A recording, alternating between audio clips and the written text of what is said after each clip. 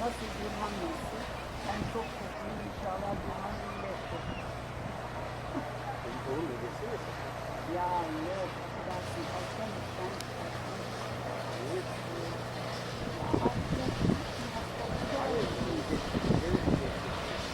Hem bağırsak Anladın mı? Yani ne oldu? Şey değil aslında da. benim zaten siyasetleri Yani gideceğim zaten beni dursun diye bekliyor zaten. Peki çok mutluyum. beraber götürüyoruz.